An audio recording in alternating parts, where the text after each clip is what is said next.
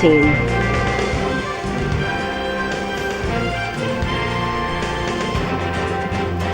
And 27 government officials accused of corruption in the Gambia sacked.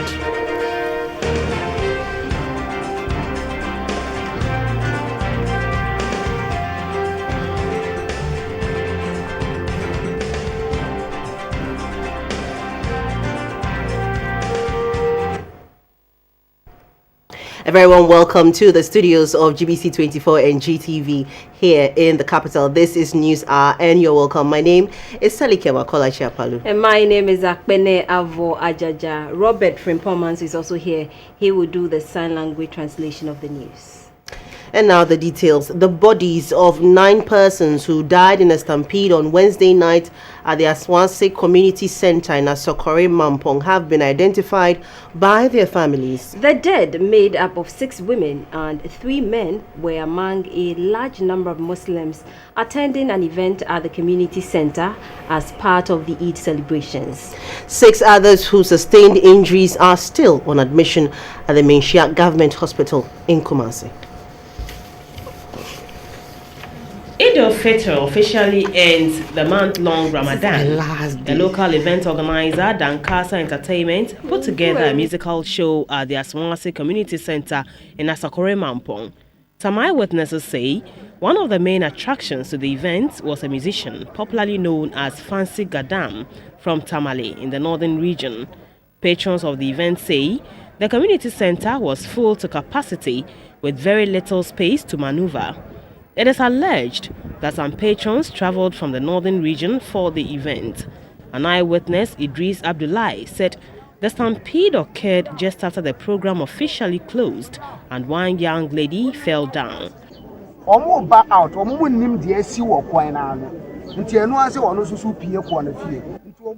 The community center has 3 doors, but only one was opened during the incident. There was a mad rush for the people to get out, and this led to the stampede. 3 doors, and only one. Only one no being Tinipana for no betina veranda no more. At the premises of the Menchia Government Hospital were a large number of sympathizers, leaders of the Muslim community, family members and friends to help identify the victims of the incident. The hospital security and the police had a hectic time controlling the crowd. The Menchia Hospital administrator, Mr. Samuel Doji, had to calm tempers as the people tried to make their way into the improvised holding place to identify the corpses.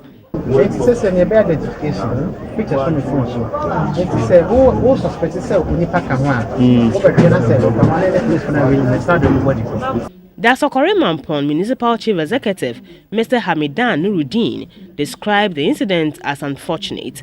He said the Municipal Security Council will conduct a thorough investigation into the accident. This should never happen in our lives. Investigations are ongoing. We'll make sure that we get to the bottom of the matter and we'll deal with it as expected.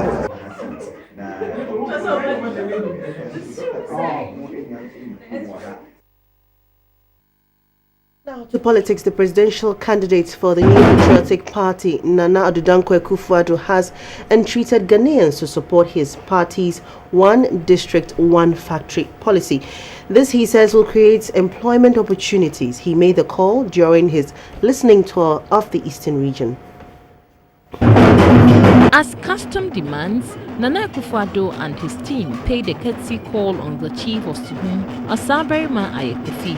The chief commended Nana Addo for his contribution towards ensuring peace by accepting the outcome of the 2012 election petition. He urged the party to ensure that peace is guarded.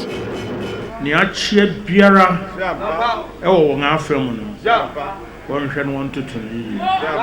One from 2 years. And son a Breno Abba. His son said, you will bear busy. Ya can ya humbo she into me. And no, ye may hear some case. Nana Akufo-Addo and his team of stalwarts of the party proceeded to the central lorry station at Suhum to address supporters. He pledged to implement his one district, one factory policy when voted into office.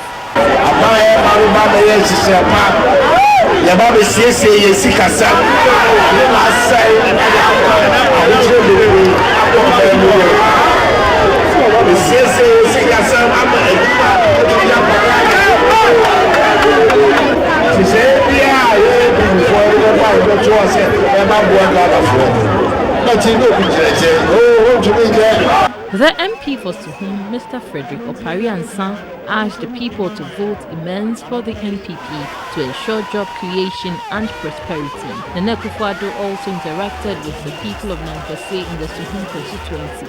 The chief of the area, Nana Anomafo, asked political parties to ensure peace before, during and after the elections. At Adosu, the former trade minister, Mr. Alan Kojo-Tremantin, was unhappy about the level of unemployment among the youth, adding that the MPP is capable of implementing policies to address the problem. No man dey no painting here politics. Dey kan say the beya on man no betum pon na konanim. Anu dey kan. Dey to so mienu say the nipa no wo man mu, wo mo beto omo nyaza. Aya on man no putu no dey. Sabi aban bi baba bia wo ya bi. Say yes school obi aba obesi bi. Hospital obi aba si bi. Akwan obi aba bi nyaza. Anu dey aban bia ni wa obetimi dey anu atutu no obi aba oba bi na mom dey to so mienu no anu ana Ghana fo aka se anu dey yenyanti. At Ebri, the party's Eastern Regional Communications Director, Mr. David Prass, said the MPP will reintroduce teachers and nurses allowances when voted into power. The team later made a stop at Ekropon and Latte, where Nana Akufo addressed the people.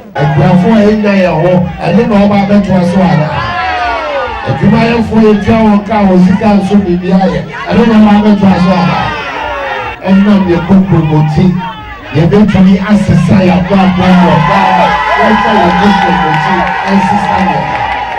Kofodia, the tour was rounded up with a rally. The former finance minister, Mr. Yao Asafo-Mafo, reminded all of the need to ensure peaceful elections. He urged the Electoral Commission to conduct a free and fair exercise to preserve the nation's peace. The NPP flag bearer asked the youth to vote immense for him. The Progressive People's Party says the legal tussle between Abu Ramadan and the Electoral Commission will not address the credibility issues surrounding the voters' register. The party says the solution lies in having a national identification card. The case involving Abu Ramadan and the EC dominated the latest media interaction held by the PPP in Accra. Also high on the agenda was why the party petitioned Shraj over President Mahama's Ford gifts and the party's decision to go to court over the enforcement of the Free Compulsory Basic Education FQ. Addressing the issues, the General Secretary of the PPP, Mr. Murtala Mohammed, said the party's pursuance of the Ford gifts matter is not against President Mahama as a person, but to ensure that leaders in the country uphold the principles of transparency and incorruptibility. If we do not do this to restore probity and accountability, we, the people of Ghana, will suffer individually and collectively the consequences of losing over $3 billion per annum to corruption and wastage in our economy. He said the party is sending the case about the FQ to the High Court because the Supreme Court has ruled that the appropriate forum for the case to be heard is the High Court.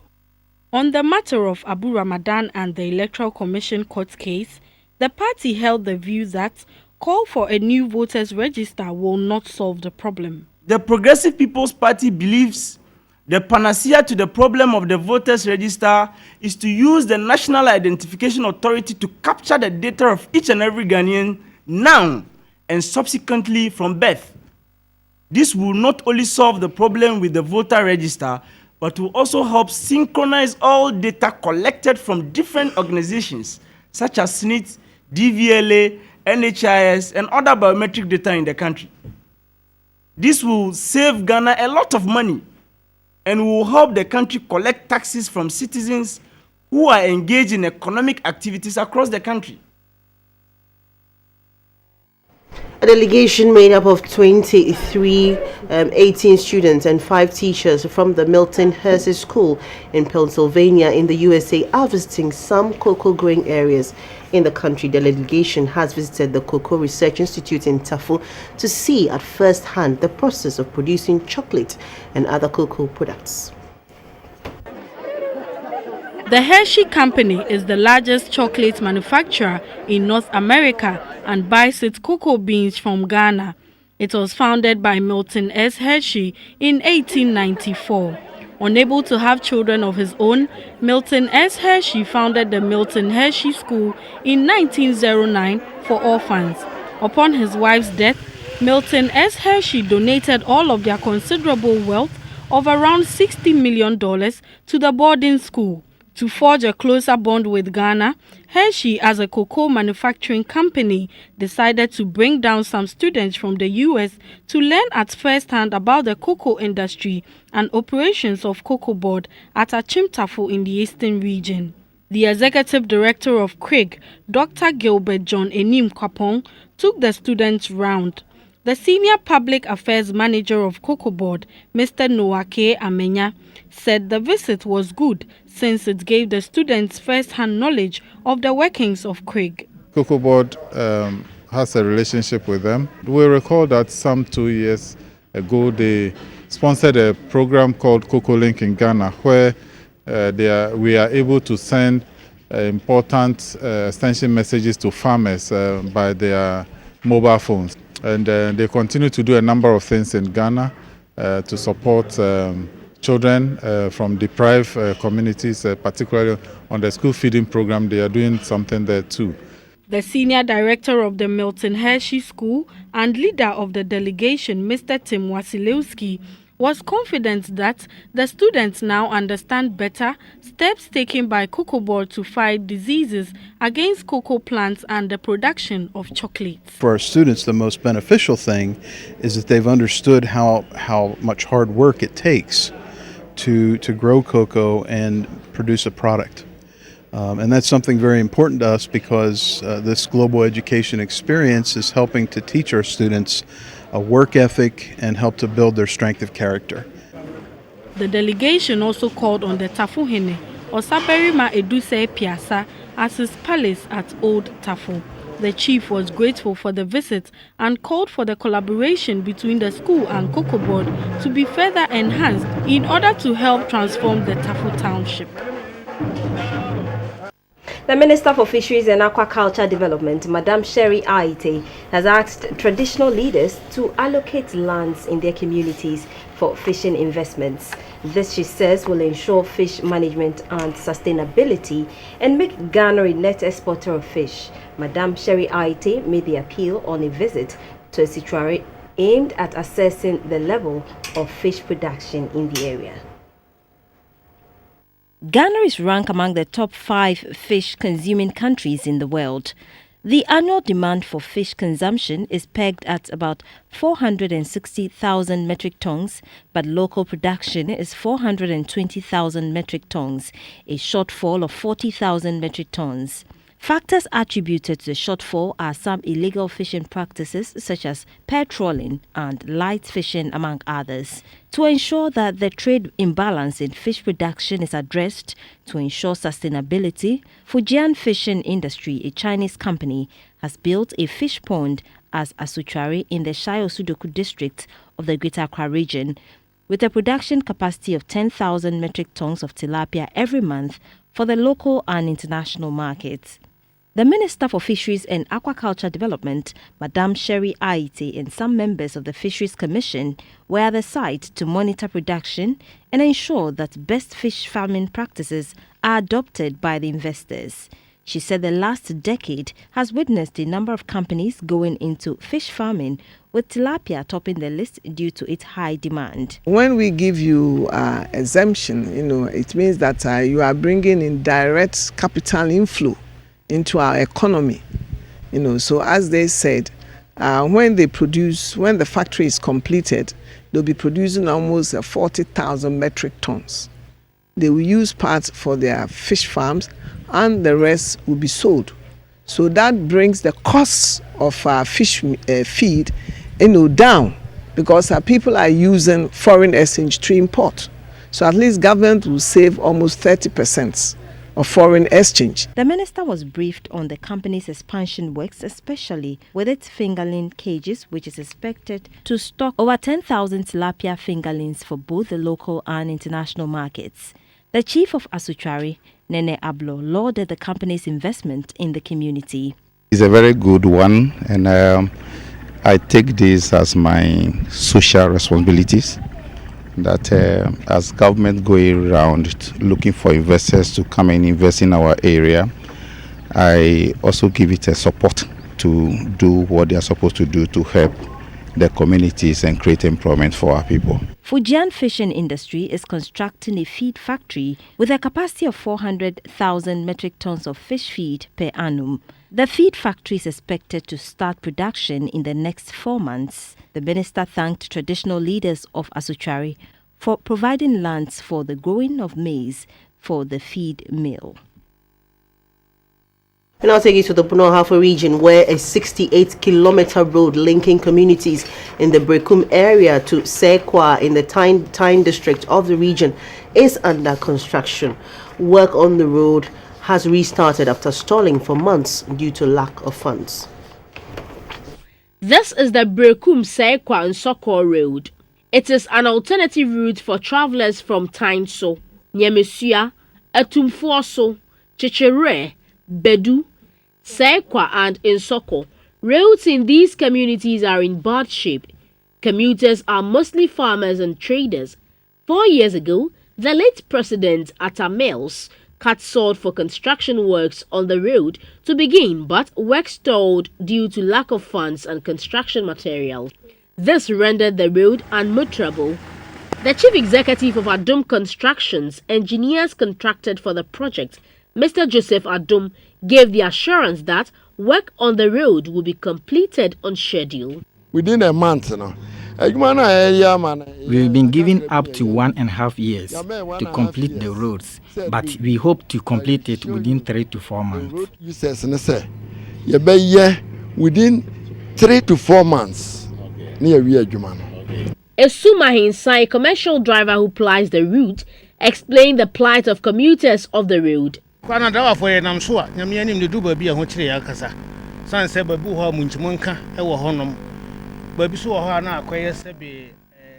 Due to the bad nature of the roads, the vehicles break down in no time. Aisha Chirema, a resident of Tainso, said the deplorable nature of the road has affected commercial activities in the community. This is News Hour live on GBC24 and GTV.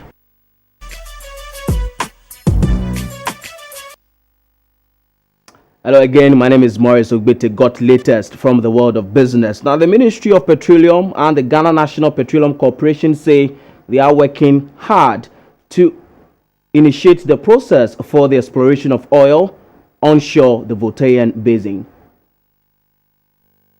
The sedimentary rocks of the Voltaian Basin cover 40% of Ghana, an area of more than 100,000 kilometers square. The basin includes the Volta Lake, which is the largest man-made lake in Africa. The Volta River is very important when it comes to hydropower production, fish farming, transportation, and also as a source of drinking water for millions of Ghanaians. Surveys carried out in the Voltaian Basin, mainly by the Geological Survey Department between 1962 and 1966, indicated that the prerequisites for oil and gas may be present along the Volta Basin, hence the move by the GNPC to apply for an environmental permit for the conduction of seismic surveys. The Northern Regional Director of the Environmental Protection Agency, Abu Idrisu, said environmental assessment impact of the exploration will be done to ensure that the right thing is done. A senior environmental engineer at the GNPC, Seth Foley, said the environmental assessments will be conducted by both local and international consultants. GMPC is putting this in place to be able to reduce all risk to as low as reasonable practicable. And that's why we've taken on the steps of doing an environmental impact assessment, even at the seismic stage, to reduce all risks as low as reasonable practicable. Ghana joined the League of Oil-Producing Countries in 2010. Still in business, cheap Chinese aluminium products have taken over the Ghanaian market and are pushing the nation's main manufacturer of aluminium product, Aluex, to the fringe. The managing director of Aluex, Mr. Ernest Kwesi Okon, is therefore calling on Parliament to speed up passage of the Ghana International Trade Commission Bill or the countervailing measures bill that will allow the country impose import duty on these products. We went to the World Trade Organization and they gave us authorization to impose countervailing measures on the Chinese products because they had precedents. Australia has imposed, India has imposed, Canada has imposed, America has imposed. All of them have said you can't do that. We poor Ghana were sitting there having a hard time. WTC said you can do it, but you need a law. That's why we're going through this law, taking years. But that's why we're going through this law. So when the law comes on, countervailing measures will say that you reduce to the 60. But when it gets here, the 40 you have reduced, I'll add it on again. When that happens, the Chinese product will now be far more expensive than ours. And the reason why when it was the same, they couldn't sell was that our quality is better. So once those come in and price is no longer the issue, quality will win. Easy. So we are very confident that with that, demand will not be a problem. Now, it is one of the delicacies you can grab on the go in traffic, but in recent months, plantain chips is hard to come by. The reason is that plantain is not in season, leading to an increase in price. A bunch of plantain, which used to sell at 50 Ghana cedis, is now selling at 150 Ghana cedis. This is Cecilia Awoche, a dealer in plantain chips. Cecilia on a normal day would be on her way distributing plantain chips to her customers. However, this is not the case. She tells the news team why this is so. If I buy plantain 6 million and I make it, actually the whole week I can get 200. Business is good, just that the plantain is very, very expensive. We don't get it from where we get it. Where we buy it is very, even the bunch at first it was like 50 Ghana, 20 Ghana, you get a big bunch of it. But now 1.5. Madame Olivia Dongo, a bean seller at Kanda, has been selling beans with plantain for the past 5 years. She laments that the plantain business has not been lucrative for the past 4 months. She is rather recording losses instead of making profit or breaking even. She adds that prior to the scarcity of plantain on the market, she could make a profit of more than 200 cedis in a week, but now she does not get anything. I don't make any profit, even though I now invest up to 1,000 cedis. A visit to the Malata market showed the plantain was scarce and very expensive. Cheap, maybe 5 cedis. 7 CD, 8 CD, 10 CD, 1 5. Say there. Previously, a bunch of plantain could cost up to 10 cedis, but now it ranges between 150 to 200 cedis. They say 1.5, 2 million, 4 million. Abusumi beye enumuni. Body and ebi maha.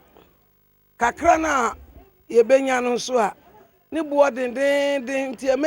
For 5 months now, plantain has been scarce.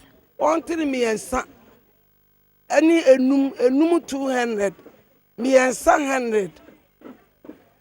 And tinya me and money de aduan de. And what day my Madame Achre, a plantain seller, has been in the plantain business for some years now. She attributes the shortage of plantain to bushfires during the dry season.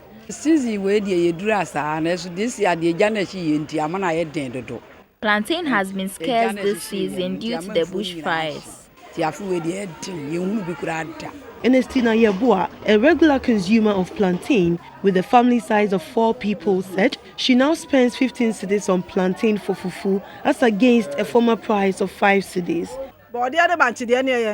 To prepare fufu, I spend as much as 15 cedis on plantain alone. In Ghana, plantain is ranked 3rd after yam and cassava in the food crop sector and contributes about 13.1% of agricultural gross domestic product. It belongs to the non-traditional export sector of the economy. Plantain is usually grown across all the humid agroecological zones and forms an integral component in most of the complex farming system. About 63% of farmers in Ghana engage in plantain production, but plantain has seen a sudden decline in its distribution for the past 4 months. Plantains contain vitamin A, which plays a vital role in the visual cycle, maintaining healthy mucous membranes and enhancing skin complexion. They also provide adequate levels of minerals such as iron, magnesium, and phosphorus. The mineral magnesium is essential for bone strengthening and has a cardiac protective role as well. Let's do some international business now. The U.S. Federal Reserve has said it was prudent to wait for the result of the UK Brexit vote before deciding whether to raise interest rates last month. The central bank was concerned about the impact of UK's referendum on European Union membership on financial markets. Let's go to the interbank market, where the local currency gained 9 pesos against the pound sterling to sell at 5 cedis 12 pesos. The cedi, however, lost a peso to the US dollar to sell at 3 cedis 93 pesos. The euro is currently selling at 4 cedis 35 pesos.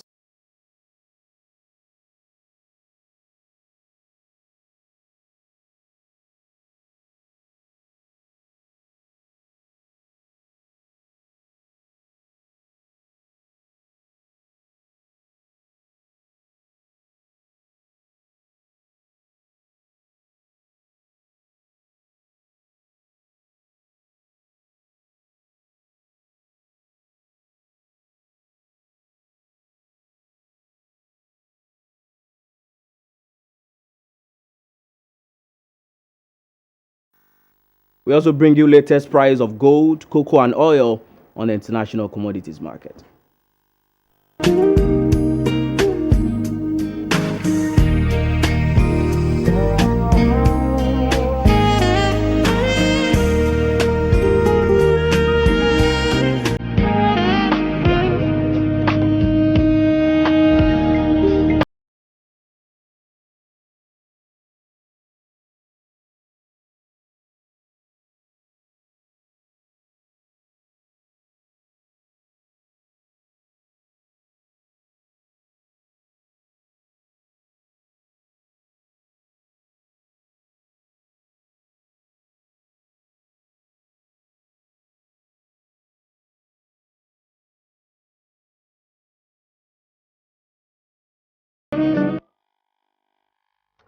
Let's do some insurance news now. Adrian Flax has launched what it claims to be the UK's first personal driverless car insurance policy. The policy is designed for consumers who already have driverless features in their cars, such as self-parking, or are thinking of buying a car without autopilot features.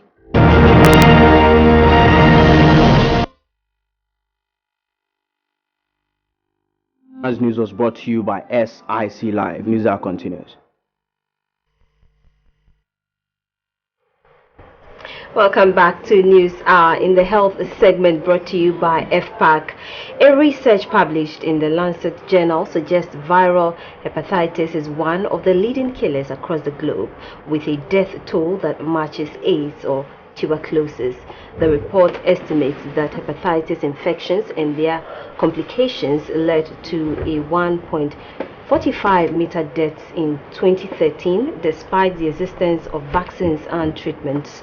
The WHO data shows there were 1.2 million AIDS-related deaths in 2014, while TB led to 1.5 million deaths. The WHO has put forward a global strategy to tackle hepatitis. Viral hepatitis refers to 5 different forms of the virus: A, B, C, D, and E, while some can be spread through contact with infected bodily fluids. Others, like the A and E, are spread through contaminated food or water. Most deaths worldwide are due to B and C, which can cause serious liver damage and predispose people to liver cancer. But because people don't always feel the symptoms of the initial infection, they can be unaware of the long-term damage until it is too late. Scientists from London examined data from 183 countries collected between 1990 and 2013. Deaths from diseases such as TB and malaria have dropped.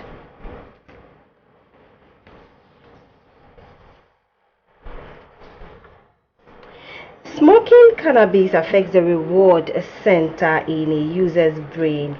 Scans show that is the region responsible for releasing pleasure hormone dopamine. In cannabis, users can show less activity in the reward center, so a smaller amount of dopamine is released. That dampened, blunted emotional response means a marijuana smoker will need more of the drug to elicit the same reward, raising addiction risk. For most people, the idea of winning some money will ignite a rush of emotions, joy, anticipation, excitement.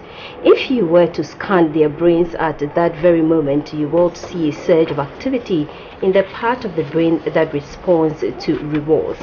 But for people who've been smoking cannabis, that rush is not as big and gets smaller and smaller over time, new research suggests. And that dampened blatant response may actually increase the risk that marijuana users are more likely to become addicted to pot and other drugs.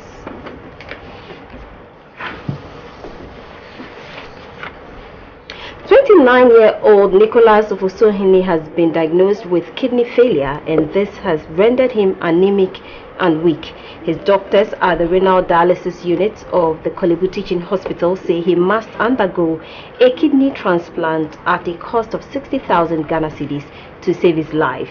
Nicholas is therefore appealing for financial support for surgery.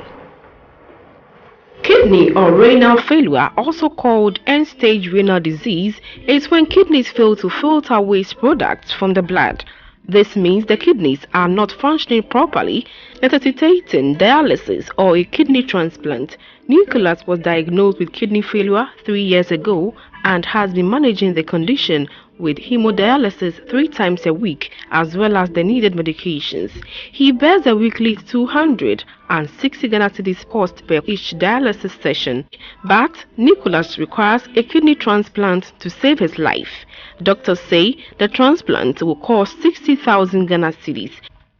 Now, since your kidney transplant and also 60,000 Ghana cedis, Mr. Ghana for say omumra no mumbe support me. Donations to support Nicholas can be deposited into Unibank Ghana Limited account number 0400141418 account name Beatrice Insia, Kanashi branch, or mobile money number 0243886213.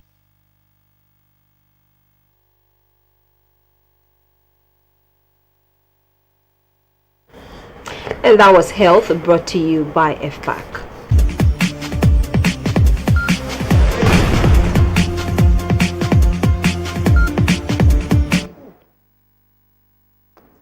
Good evening, let's talk sports. I'm Theophilus Sampa. The round of 16 of the Stanford Women's FA Cup will see interesting matches with some top flight sides set to face each other for a place in the last 8 of the competition. Here are the pairings. The draw for the round of 16 of the Stanford Women's FA Cup has been held at the GFA Secretariat. Northern Zone leaders, Prison Ladies, have been handed a tough task as they will travel away to face Fabulous Ladies. Ampem Dakwa ladies have also been drawn against Lepo ladies. Ashtown ladies will settle matters with sharp arrows. Southern Zone leaders, Hazakas ladies, will lock horns with immigration ladies at the Jendu Park, while Samira ladies takes on soccer intellectuals in another top flight clash.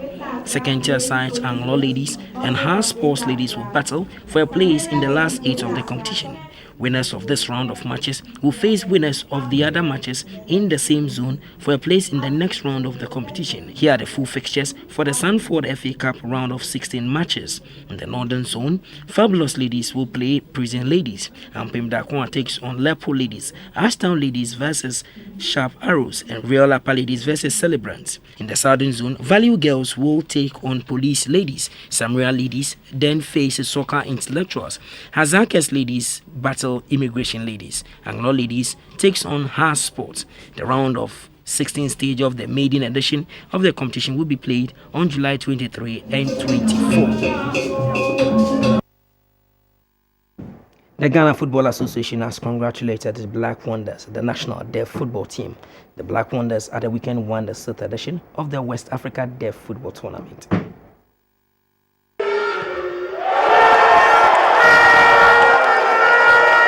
The Black Wonders put up a show to win the 6th edition of the West Africa Deaf Football Tournament. The four-nation tournament was held at the Kumasi Babara Sports Stadium. The win was the Black Wonders' second trophy in 2 years after being crowned champions in Togo in the last edition. The playing body and the technical handlers have called on the executives of the Ghana Football Association. The president, Mr. Kwesi Nyantichi, praised them for making Ghana proud. It has brought honor, it has brought joy, it has brought dignity, and it has brought respect to you as a team, to each and every member of you, and to your friends and family.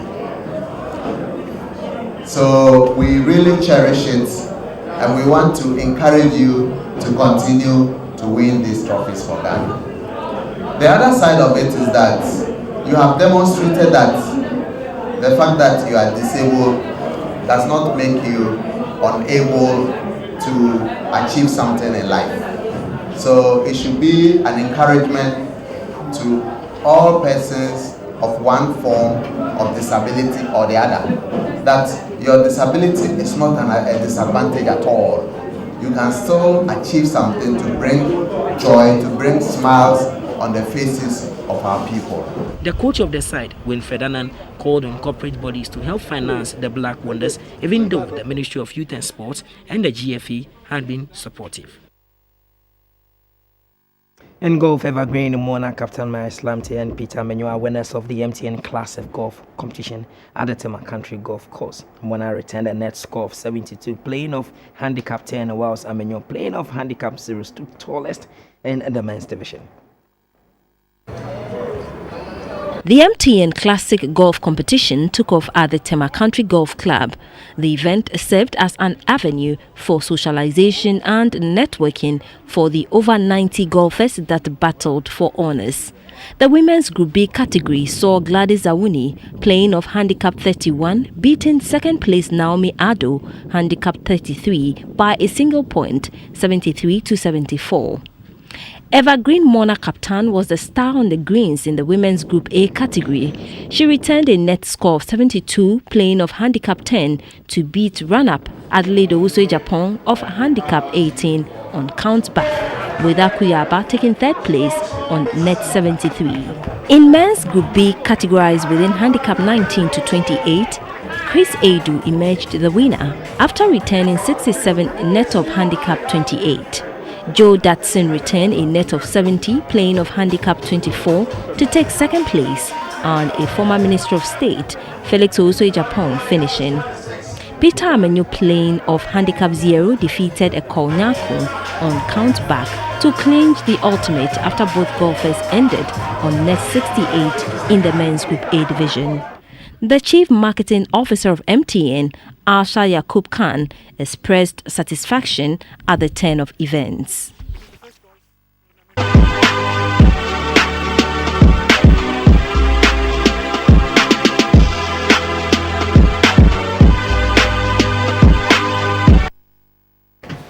In the arts and entertainment segment, Nima in Accra was the venue for the 5th edition of Salah Fest 2016. It was organized by Hip Life Group VVIP. This was a night of back-to-back performances. The annual event is largely credited for bringing together thousands of people of Islamic faith across the Muslim communities in Accra on one platform. The festival, which is in its 5th year, was hosted by VVIP, a three-man musical group that takes its roots from the Nima community.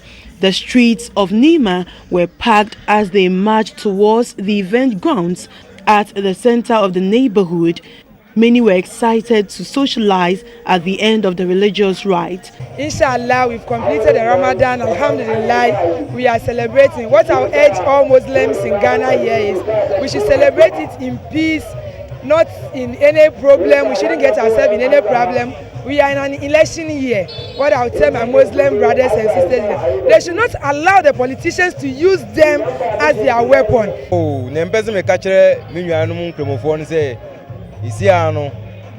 You do lesson time. Or see a bibima, we are just chilling here. Though this is my first time spending Salah in Accra, I've really enjoyed it. I always spend Salah in Kumasi, but it's the same like Kumasi. So I'm really happy to be here and I'm really enjoying it. It will be wonderful, because I heard that plenty musicians are coming on stage and I'm very happy. Sariki Mohammed was at his best. DSM from Tema gave a good account of himself.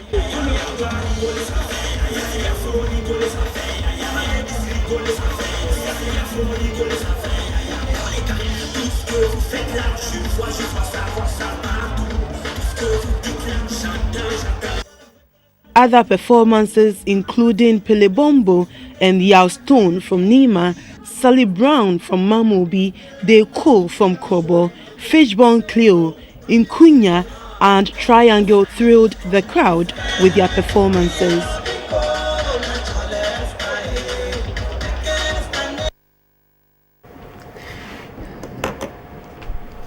We now bring you some tidbits from the world of entertainment. This movie icon and a member of the National Democratic Congress (NDC), John Kofi Dumelo, has been appointed Operations Director for Agenda for Mahama, a pro-NDC youth group. Agenda for Mahama aims at winning votes for President John Dramani Mahama at the grassroots level to propagate achievements of the NDC administration. The group further seeks to ensure the party's flag bearer secures a one-touch victory in the November 7 election. Nollywood's actress Zainab Bukky Ajayi, who blessed the world with her inimitable acting talent, has passed on. She passed on at the age of 82 on July 6 at her Surulere residence in Nigeria after battling a heart-related disease. Bukky was laid to rest at Atan Cemetery on the same day following an order she gave before her death. Her demise has drawn reactions from her colleagues and proteges in the movie industry. The Victoria and Albert Museum has pledged to support smaller museums across the country after being named the Museum of the Year 2016. The judges said the London-based V&A had indisputably become one of the best museums in the world. It was announced as the winner of the Duchess of Cambridge at a ceremony at the Natural History Museum. The €100,000 prize is the world's biggest museum prize and the largest single arts prize in the UK. And thank you for staying through the news with us. We will be back with News Tonight at 10:30. Have a good evening.